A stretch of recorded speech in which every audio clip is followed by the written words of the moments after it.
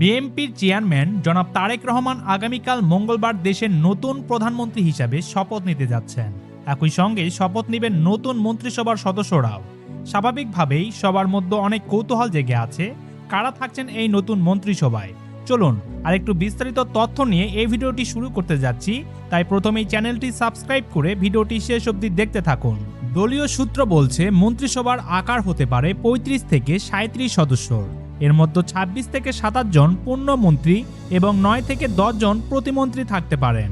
শেষ মুহূর্তে আরও ১ জন বা ২ জন যোগ হতে পারেন। ২০০১ সালের মতো বড় মন্ত্রিসভা নয়, এবার ছোট ও কার্যকর একটি টিম গঠনের চিন্তা করা হচ্ছে বলে জানা গেছে। দলীয় সূত্র জানায়, প্রবীণ নবীন সমন্বয়ে দক্ষ ও যোগ্য ব্যক্তিদের নিয়েই মন্ত্রিসভা গড়তে চান জনাব তারেক রহমান। অনেকটা তিনি নিজেই তালিকা চূড়ান্ত করেছেন বলে জানা গেছে। গুরুত্বপূর্ণ মন্ত্রণালয়ে থাকতে পারেন দলের মহাসচিব মির্জা ফখরুল ইসলাম আলমগীর, স্থায়ী কমিটির সদস্য আমির খসরু মাহমুদ চৌধুরী ও সালাউদ্দিন আহমেদ।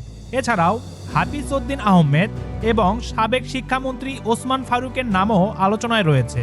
রাজনৈতিক বিশ্লেষকরা বলছেন, অতীতের অভিজ্ঞতা থেকে শিক্ষা নেওয়া জরুরি।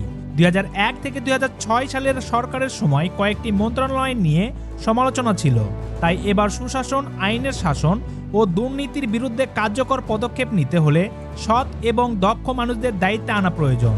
নির্বাচনে বড় বিজয়ের পর তারেক রহমান জাতীয় ঐক্যর ওপর গুরুত্ব দিয়েছেন। তিনি বলেছেন, প্রতিশোধের রাজনীতি নয়, আইনের শাসনই হবে অগ্রাধিকার। অর্থনীতি পুনর্গঠন, আইন শৃঙ্খলা নিয়ন্ত্রণ এবং প্রশাসনের সুশাসন নিশ্চিত করাই হবে নতুন সরকারের বড় চ্যালেঞ্জ। এখন সবার চোখ নতুন মন্ত্রিসভার দিকে। কারা থাকবেন সেখানে এবং কেমন হবে সেই টিম, তা জানতেই অপেক্ষায় এখন পুরো দেশবাসী। সম্মানিত ভিউয়ার্স, আপনার কি মনে হয় কেমন হওয়া উচিত নতুন মন্ত্রিসভা? অবশ্যই আপনার মতামত ভিডিওর নিচে কমেন্ট করে জানাবেন। ভিডিওটি ভালো লাগলে একটি লাইক দিয়ে আমাদের চ্যানেলটি সাবস্ক্রাইব করে রাখবেন।